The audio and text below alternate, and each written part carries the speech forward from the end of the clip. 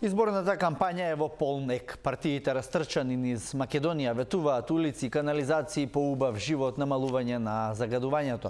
Некои критикуваат, други се фалат.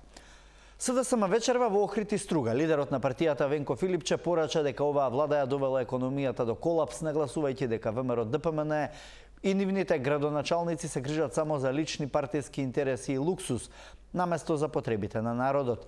На трибината се представи кандидатот за градоначалник во Охрид, Асен Шаин, во Охрид со порака дека ќе работат домаќински, а инфраструктурата е нивен приоритет.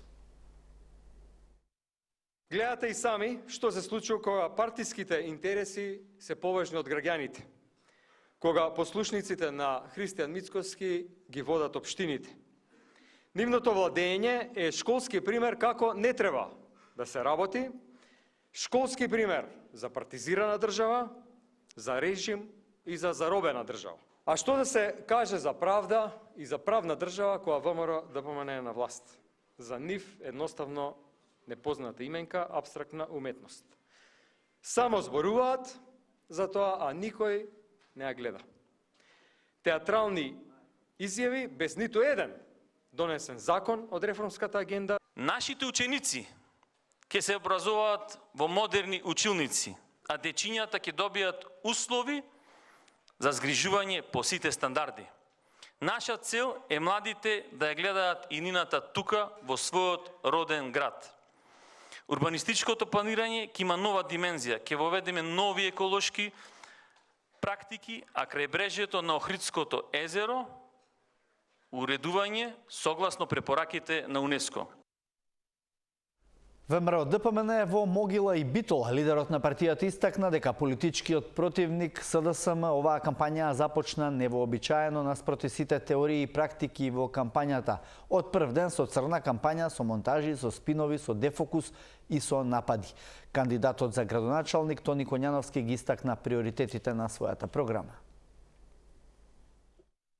Од друга страна имаме прочитана книга, позната до последниот збор. Една иста коалиција, едни исти пајташи со исти интереси. Непроменетата и нереформирана СДСМ и желна за власт, доминација и криминал, Демократска унија за интеграција. Овие две партии се спремни на секоја отстапка, на секој попуст кој може да се направи на штета на Македонија. И тоа да го направат веднаш и сега само да имаат некоја лична корист. Уредувањето на јавниот превоз е едно од најзначајните задачи и предизвици во овој мандат.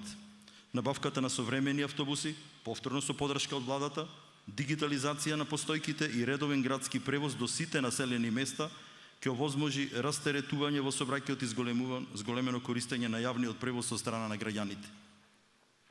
Еден од битолските символи е реката Драгор, чие корито во следниот период ќе биде уредено по светски стандарди. Паралелно со коритото ќе бидат реконструирани мостовите и пешачките патеки.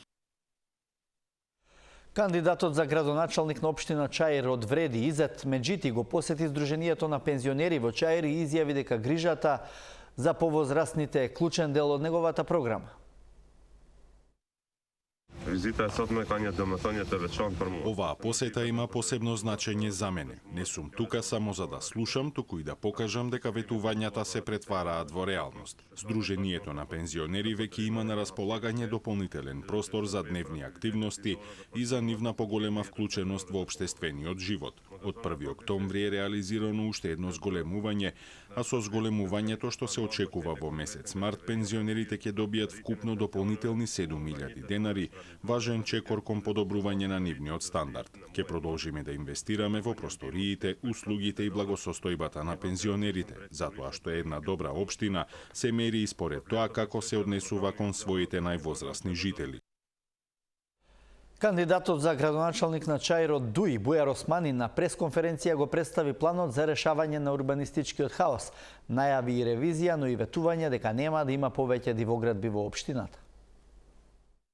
Влегуваме сериозно со формирање на кризен штаб, во кој што целосно правиме анализа, создавајќи регистар на овие дивоградби, создавајќи на 3D мапа во која што граѓаните со еден клик ќе може да знаат која зграда, кога има добиено дозвола, дали има добиено дозвола, кога истекува таа дозвола. Сакам граѓаните да ги повикаме да бидат чувари на градежни чувари, ако можам да кажам, во Чаир, бидејќи ова е прашање кое што е значи живот за луѓето овде.